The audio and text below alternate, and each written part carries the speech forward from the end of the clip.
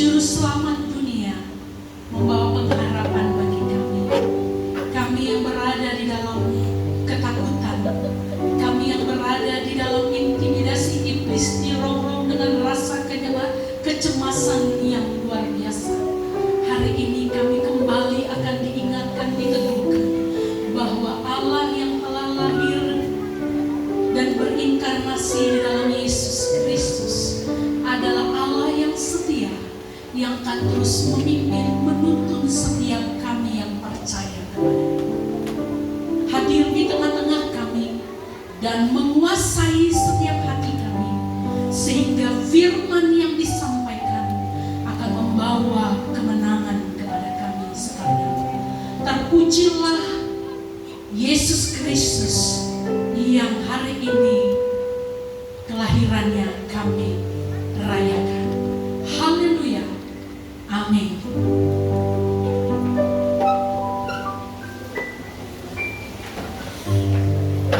Shalom Bapak Ibu yang dikasihi oleh Tuhan.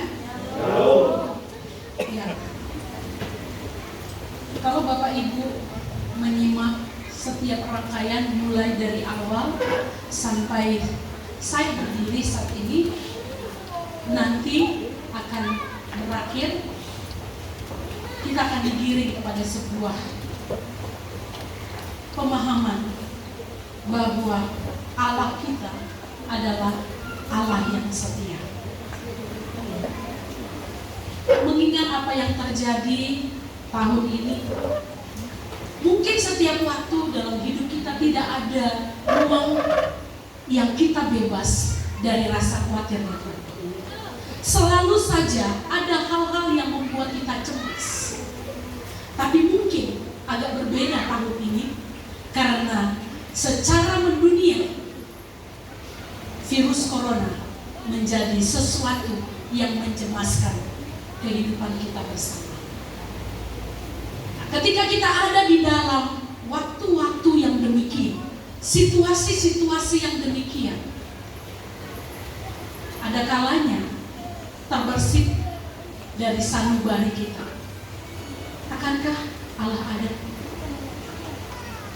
Betulkah Dia Allah yang setia, yang memimpin setiap ciptaan tangannya? Nah, Bapak Ibu yang hari ini hadir, saya tidak berlama-lama berkhotbah hari ini karena sudah ada pesan-pesan sponsor. Tapi yang penting intinya bagi kita semua dalam merayakan Natal pada sore hari ini, saya mau katakan kepada kita, apapun keadaan kita hari-hari ini, apapun situasi kita hari-hari ini, percayalah bahwa Allah adalah setia. Dia adalah Allah yang dulu, sekarang, dan selama-lamanya Allah yang sama, yang tetap menjaga janji-janjinya dalam kehidupan kita. Bapak Ibu yang dikasihi oleh Tuhan, kesetiaan adalah salah satu atribut daripada Allah itu sendiri. Kesetiaan Tuhan tidak perlu diragukan. Kehadiran kita hari ini saja di sini sebagai bukti bahwa Allah memenuhi janjinya atas kehidupan kita. Amin. Saya tadi menangis waktu lagu ucapan syukur, ya, mau ucapan syukur itu. Saya menangis. Coba kita renungkan. Coba kita ingat-ingat kasihnya yang luar biasa.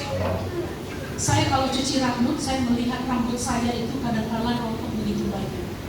Tadi saya teringat dengan itu waktu menyanyi, bahwa dikatakan sehelai rambut pun tidak akan Tuhan izinkan jatuh tanpa seizin.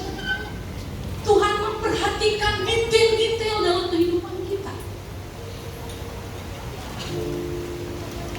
Bapak Ibu, sedemikian kasih Tuhan dalam hidup kita. Terkadang Bapak Ibu, karena masalah-masalah yang kita hadapi silih berganti, kadang membuat semua kebaikan kita, semua penyertaan Tuhan itu menjadi hilang sirna dari tatapan kita, dari pandangan kita.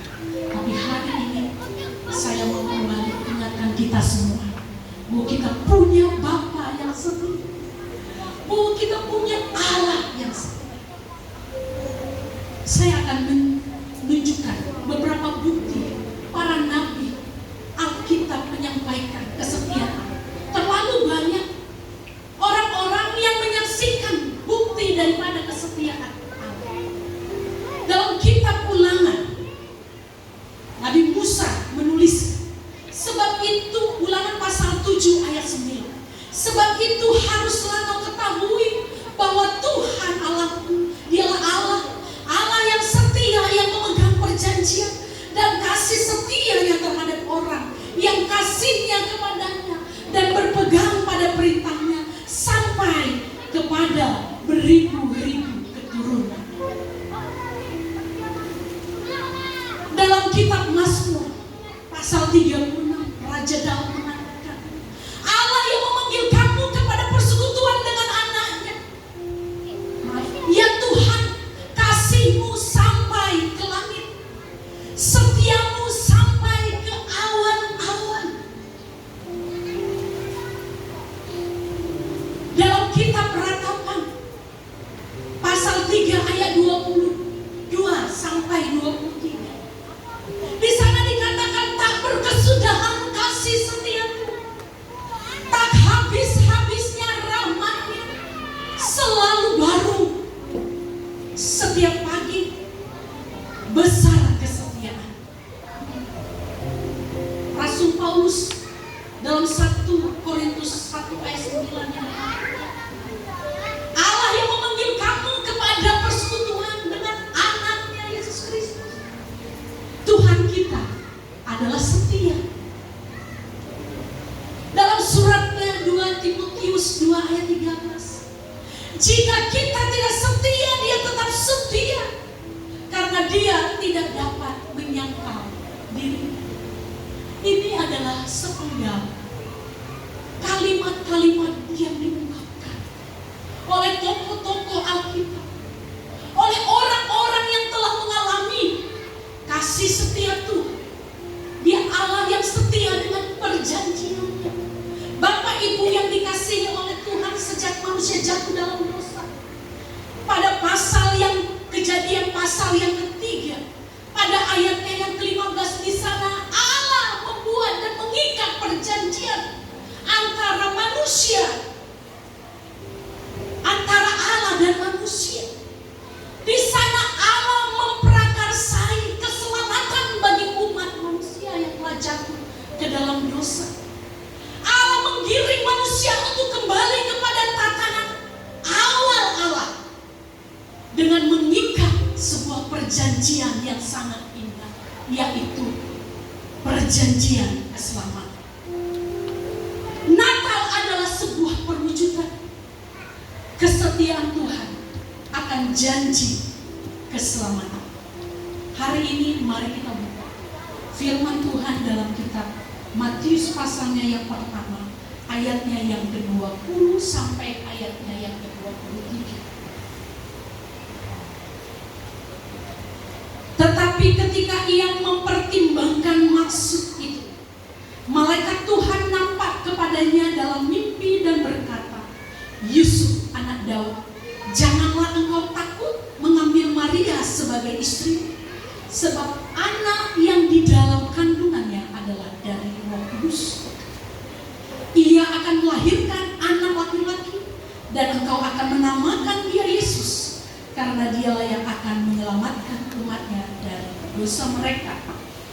Hal itu terjadi supaya genaplah yang difirmankan Tuhan oleh Nabi, sesungguhnya anak darah itu akan mengandung dan melahirkan seorang anak laki-laki, dan mereka akan menamakan dia Immanuel, yang berarti Allah menyertai kita. Sedemikian pembacaan firman Tuhan. Bapak Ibu yang dikasihi oleh Tuhan,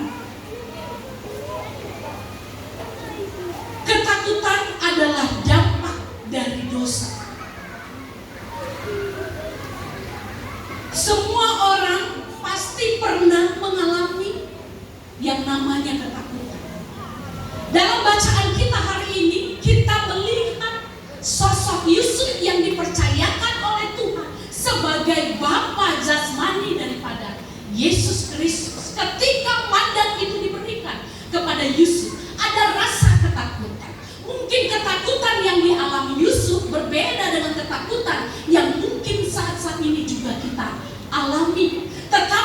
Bapak Ibu, catatannya adalah bahwa setiap kita ada di dalam situasi yang senantiasa dalam ketakutan. Bapak Ibu yang dikasihi oleh Tuhan, Yusuf yang dalam hal ini takut menghadapi resiko untuk mengambil sebuah mandat yang besar ini, mengawinkan atau memperistrikan Maria yang belum bertunangan, yang belum menikah, tetapi sudah mengandung. Ini sesuatu yang tidak mudah bagi seorang pria Yahudi pada saat itu. Tetapi datang sebuah pesan, datang sebuah penghiburan kepada Yusuf, dikatakan jangan takut. Ayatnya yang ke-21 dikatakan ia akan melahirkan anak laki-laki dan engkau akan menamakan dia Yesus, karena dialah yang akan menyelamatkan umatnya dari dosa mereka. Dikatakan oleh firman Tuhan, dia akan melahirkan anak laki-laki dan engkau akan menamakan dia Yesus. Bapak Ibu yang dikasihi oleh Tuhan, saya coba untuk mempelajari arti daripada nama ini. Mengapa nama ini begitu agung dan begitu penting bagi keselamatan kita umat manusia? Mengapa pribadi ini begitu berpengaruh besar atas kehidupan kita? Bapak Ibu, apa dampak kehadiran Yesus bagi kita? Apa dampak dari nama ini dalam kehidupan kita? Nama Yesus ini berasal dari bahasa Ibrani, yaitu Yehoshua. Sama-sama katakan Yehoshua. Nah, Yehoshua ini memiliki dua unsur penting. Yang pertama itu Yeho. Yeho ini diambil dari 4 huruf nama Allah Yahweh. Yeho diambil dari 4 huruf nama Allah. Orang Ibrani nggak bisa menyebut, tidak diperbolehkan menyebut Yahweh, karena ini satu hal yang sangat tabu, dan mereka hanya menuliskan 4 huruf Yahweh. Kalaupun mereka akan menyebut dan memanjangkannya, menambahkan dengan konsonan gitu, maka mereka harus mengungkapkannya secara cepat. Jangan sampai terdengar nama itu. Nah, Bapak Ibu, apa artinya YHWH? Nah, arti dari keempat huruf ini adalah dalam terjemahan bahasa Inggrisnya adalah I will be there for you. I will be there for you. Ketika saya coba menggali hal ini, Bapak Ibu, saya kaget. Saya belum pernah sampai kepada titik ini untuk mencoba mencari arti daripada ini. Nah, Bapak Ibu, ternyata artinya begitu luar biasa. I will be there for you. Dalam bahasa Indonesia, aku akan ada di sana. Sama-sama katakan, aku akan ada di sana.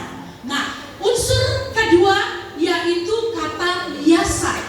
Yasa artinya adalah membebaskan, menyelamatkan, atau menolong. Yasa membebaskan, menyelamatkan, atau menolong. Bapak Ibu, dari dua suku kata Yehoshua ini, Bapak Ibu, saya tadi sudah sampaikan artinya. Yeho itu adalah aku akan ada di sana. Yasa membebaskan, menyelamatkan, atau menolong. Bapak Ibu, apa yang Bapak Ibu rasakan dari arti kata Yehoshua ini? Ini sangat indah, Bapak Ibu. Ini sangat luar biasa. Jadi janjinya kepada umat manusia, dia mau menyelamatkan manusia, itu ditepati melalui kehadiran Yesus Kristus yang pada ayat ke-23 ya, di sana kita lihat bagaimana ya itu dikuatkan dengan sebuah kata Immanuel. Dia Immanuel. Mereka akan menamakan dia Immanuel. Immanuel tadi dituliskan juga artinya adalah Allah menyertai kita. Luar biasa Bapak Ibu, bahwa Allah yang di dalam inkarnasi Yesus itu yang diberikan kepadanya nama yang sangat luar biasa, di dalamnya mengandung arti yang begitu luar biasa, yaitu aku ada di sana beserta dengan engkau, menyertai engkau, senantiasa menolong, mendukung, menyelamatkan dan membebaskan. Bapak Ibu, apa kaitannya dengan hal-hal yang terjadi dalam hidup kita hari-hari ini? Pemberian nama Yesus itu saja sudah menunjukkan bahwa Allah begitu setia dengan janjinya bahwa Dia akan senantiasa ada bersama-sama dengan kita. Apakah kita menyadarinya ataukah kita tidak menyadarinya? Allah tetaplah Allah yang senantiasa ada dan hadir bersama-sama dengan kita.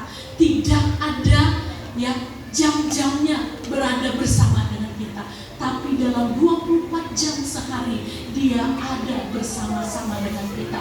I will be there for you. Aku ada di sana bersama-sama dengan kamu, dalam keadaan suka, dalam keadaan suka, dalam keadaan diberkati maupun dalam keadaan tidak diberkati, dalam keadaan sakit maupun dalam keadaan yang sehat.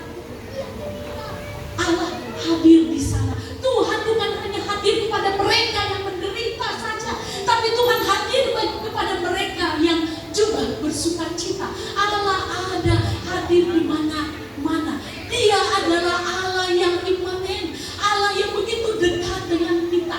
Dia bukanlah Allah yang hanya transenden jauh di sana, di atas tahta kemuliaannya di sorga, tetapi pada saat yang sama juga Dia mau katakan kepada kita semua bahwa Dia adalah Allah Immanuel, Allah yang imanen, Allah yang senantiasa hadir bagi kita dalam segala musim kehidupan kita.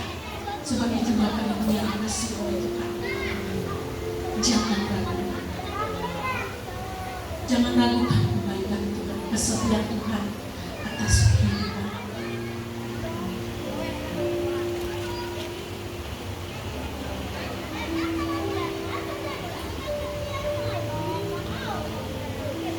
Ke depan kita tidak tahu gejolak apa lagi yang akan terjadi di tengah-tengah umat ini.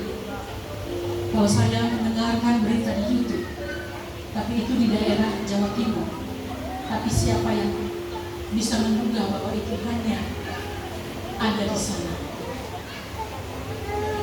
Dikatakan pada akhir-akhir tahun, bahkan nanti memasuki tahun 2021 akan terjadi gempa bumi yang dahsyat dan juga disusul dengan adanya tsunami. Badan BMKG sudah menyampaikannya, dan ini disampaikan secara resmi oleh Wali Kota Surabaya. Bapak Ibu jangan berpikir itu di Jawa sana. Gempa, banjir, mungkin di Lubuk Pakam tidak terjadi, kita masih aman di sini, terbilang aman. Saya bilang sama hamba-hamba Tuhan di rumah, kami besok akan berangkat ke Kota Cabai. Kalian dekat dengan laut. Saya bukan menakut-nakuti, ya. Radius saya tidak tahu berapa kilometer dari bibir pantai sampai kemana.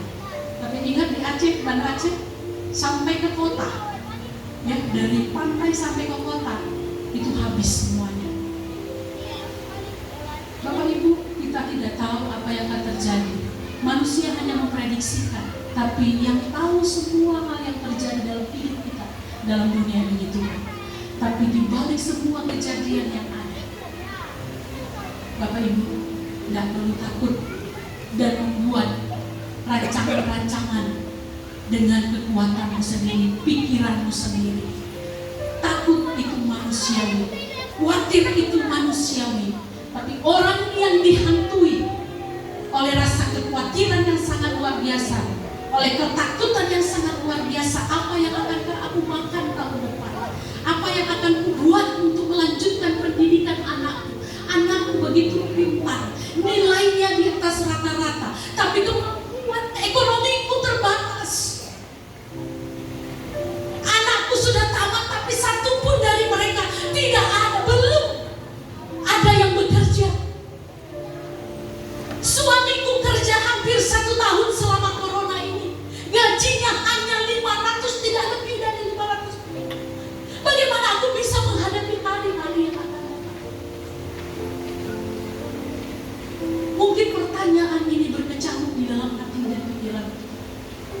Tapi ingatlah Bapak Ibu yang dikasihi oleh Tuhan, ketika kami coba untuk merumuskan tema ini, ya, kami memikirkan keadaan, mungkin Bapak Ibu, keadaan yang saya lihat di jemaat tidak seberat mereka yang ada di luar sana.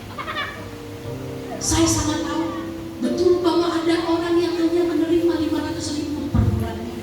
Apa yang bisa dibuat dengan 500.000? Tapi Bapak Ibu, lihatlah bukti kesetiaan Tuhan yang sangat luar biasa. Saya tidak melihat satupun di antara kita datang dengan baju compang-camping, datang dengan wajah yang fresh tanpa ada make up di wajahnya. Kenapa? Inilah satu bukti bahwa Allah memelihara kita. Dia mendandani kita sedemikian rupa.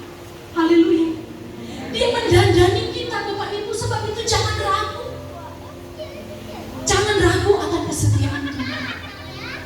Kalau Tuhan tidak menunjukkan sesuatu yang luar biasa kepada kita, mujizat-mujizat besar, ketika kita berdoa minta Tuhan kasih pekerjaan, tapi Tuhan tidak kasih pekerjaan yang besar, Tuhan mungkin kasih pekerjaan kepada kita hanya sekedar tukang sapu. Bapak Ibu, itu adalah bagian dari cara Tuhan menunjukkan kasih setia-Nya kepada kita. Terima itu dengan syukur di hadapan Tuhan. Jangan selalu pandang ke atas, jangan selalu lihat hal-hal yang luar biasa di hadapanmu. Ada banyak hal-hal kecil ya, yang sering terabaikan, yang menunjukkan bahwa Dia adalah Allah yang setia. Kalau Allah yang kita sembah adalah Allah yang setia, bukan hanya para tokoh-tokoh di Alkitab yang membuktikannya. Bahkan saya dapat buktikan, Bapak Ibu juga dapat buktikan. Kalau Bapak Ibu buka mata, buka hati untuk melihat dan menuturkan satu persatu kasih setia Tuhan dalam hidup kita, maka kita tidak akan bisa tidak berkata bahwa Tuhan kita tidak setia pada setiap janji-janji-Nya kepada kita. Sebab itu Bapak Ibu, kalau Allah yang sedemikian begitu setia dalam hidup kita, I will be there for you. Aku ada di sana bersama dengan engkau, siap menolong, siap menyelamatkan, dan juga membebaskan dari segala hal yang terjadi dalam hidup. Apa yang akan kita lakukan sebagai ungkapan balas kita akan kesetiaan? Tuhan tidak minta hartamu Bapak Ibu terlalu kecil. Apa yang kau punya untuk kau berikan kepada Tuhan, karena semua isi yang ada di dalam dunia ini miliknya. Tapi yang Tuhan mau dalam hidup kita, percayalah senantiasa kepada Dia. Amin. Percaya kepada, jangan ada sedikit pun ragu. Yang kedua Bapak Ibu, setialah kepada Dia. Jangan engkau setia pada saat engkau susah saja. Ketika engkau sakit, kau menangis merengek-rengek di hadapan Tuhan. Ketika engkau kekurangan, baru engkau datang sama Tuhan.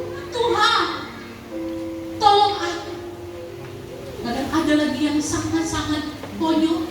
Dia bertanya sama Tuhan ketika dia susah. Tuhan, apa salahku? Bapak Ibu, terlalu banyak salah kita.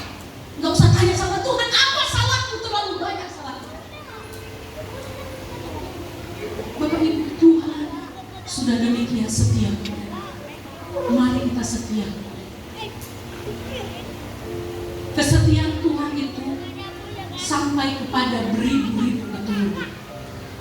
Tapi keturunan-keturunan yang di atasnya adalah orang-orang yang menaruh setia kepada Tuhan. Bapak Ibu, kalau engkau mau melihat anak-anakmu ke depan, kalau engkau melihat keturunan-keturunan, generasi diberkati oleh Tuhan, setialah kepada Tuhan. Setialah kepada Tuhan. Jangan engkau abaikan kebaikannya. Kau anggap kebaikan itu sesuatu yang biasa dan layak engkau terima. Tidak ada satu kebaikan yang sesungguhnya layak kita terima dari Tuhan.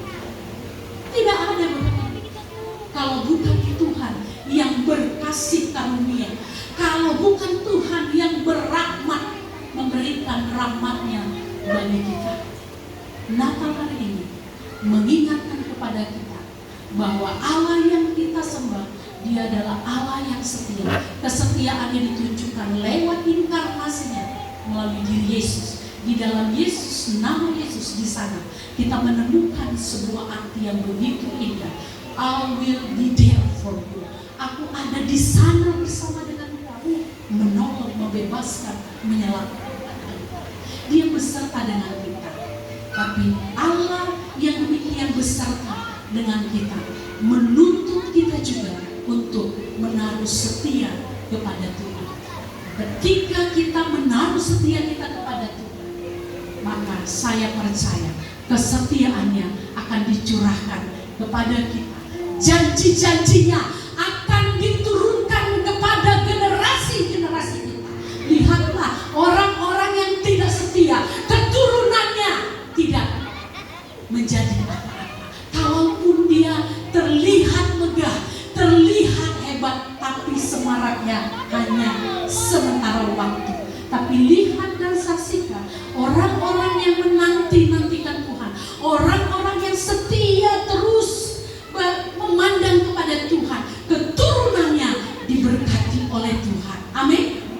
Keturunannya diberkati oleh Tuhan. Mungkin engkau tidak bisa saksikan hari ini, tapi engkau akan diberi kesempatan untuk menyaksikannya esok di kemudian hari. Mungkin engkau tidak lagi menyaksikannya, tapi anak-anakmu akan menyaksikan dan mengalami secara langsung, dan dia akan berkata bahwa sungguh aku diberkati, bahwa sungguh janji-janjinya itu digenapi dalam hidupku oleh karena ada orang tuaku yang menunjukkan kesetiaannya, kesungguhannya kepada Tuhan dengan luar biasa selama hidupnya. Hingga aku dapat ada sampai hari ini sebagaimana aku ada.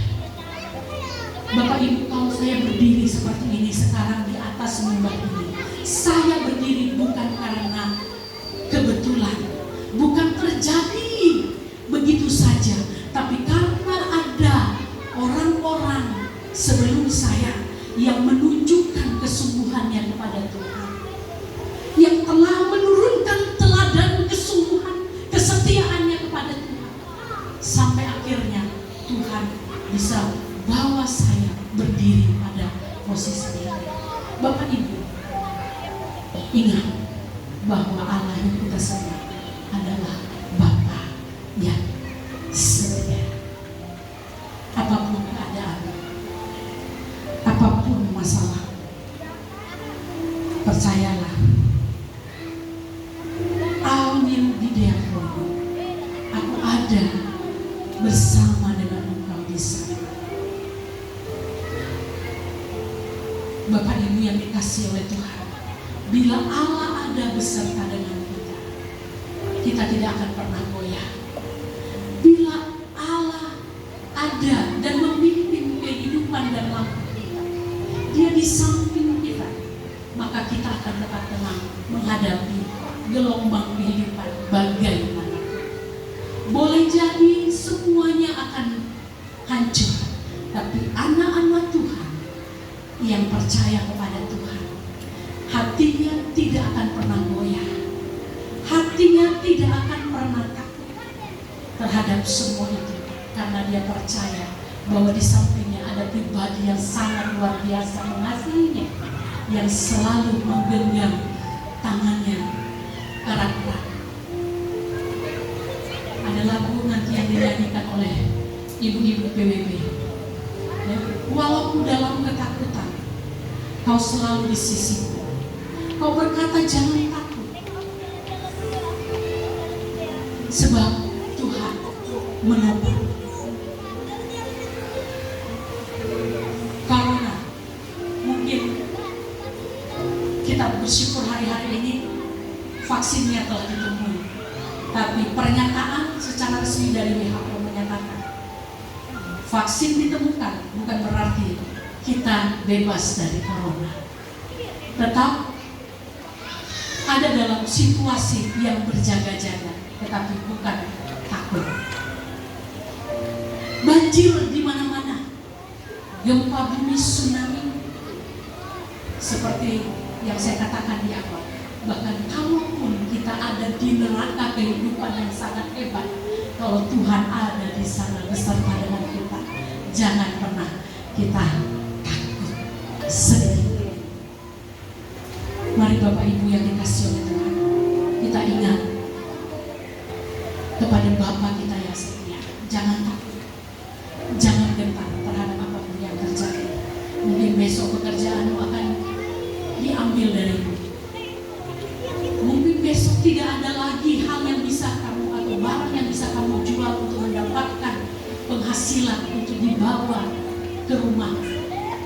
Tetaplah percaya, Yehoshua, aku ada di sana menolong, menyelamatkan dan membebaskan. Amin. Mari kita berdoa. Bapa, kami bersyukur untuk hari ini, bahwa betapa indahnya janji-Mu bagi kami, dan janji-Mu tidak Tuhan berhenti. Janji-Mu Engkau genapi sampai semuanya terjadi. Dan kami bersyukur bahwasanya janji Tuhan tidak hanya berlaku pada masa yang lalu, tetapi janji berlaku bagi kami saat ini sampai kesudahan zaman. Biarlah kami terus diingatkan bahwa Allah yang kami sembah adalah Allah yang setia.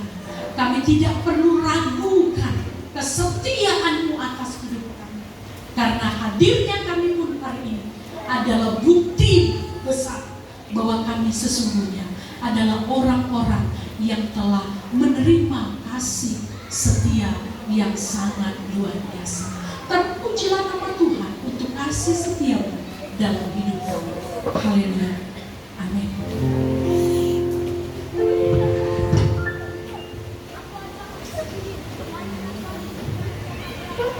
Terima kasih untuk Ibu Gembala atas pemberitaan firman-Nya. Kita semua diberkati, amin. Satu kalimat yang memberkati saya dari beribu-ribu kalimat. Kadang-kala situasi, kondisi, pergumulan hidup, bahkan mungkin kenyamanan kita mengkaburkan pandangan kita bahwa melihat kita berjuang sendiri, kita bertaruh sendiri. Padahal di balik itu semua ada Tuhan yang setia, yang selalu ada bersama dengan kita. Kita akan kembali diteguhkan melalui kebenaran firman Tuhan itu. Kita akan diteguhkan dengan drama yang dipersembahkan oleh pemuda-pemudi GKIM Solideo Gloria.